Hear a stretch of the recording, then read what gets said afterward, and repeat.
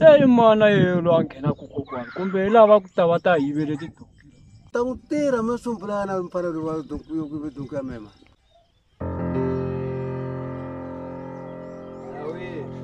Ahe, hi lexi xa ku tshame njhani?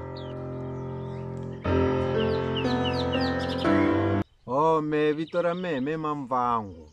Mambangu wa ku yiva tidonki ta mema.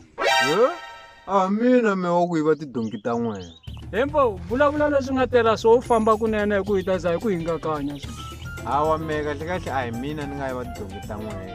Mambangu lowu nga mpela ku ya nga yiva tidonki ta mema. Mara me a hi mina me ni nga yiva tidonki ta n'wena, ni mi byela ntiyiso a hi mina. Sukela ku hi tlangisa hi jaha.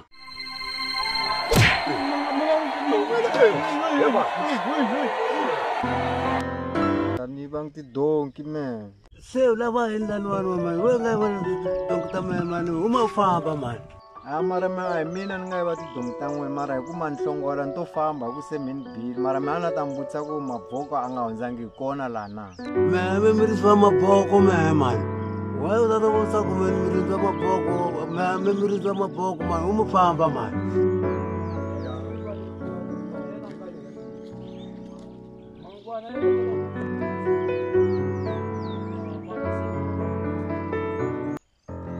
Sengu vafana lava mani a na ha lava ta va vona, a na ha lava ta vulavula na vona mani. Ahe tatana, donki ya n'wina mi ta yi kuma leswi va nga swi endli swilo swi tsanana.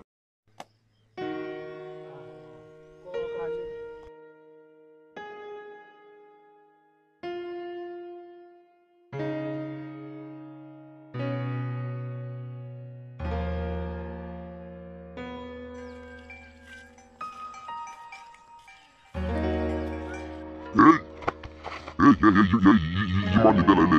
Hey, began the phone, mesan the phone tawe. Mesan the phone, beka na. Ya mina. Eko, mesan phone. Ya mina.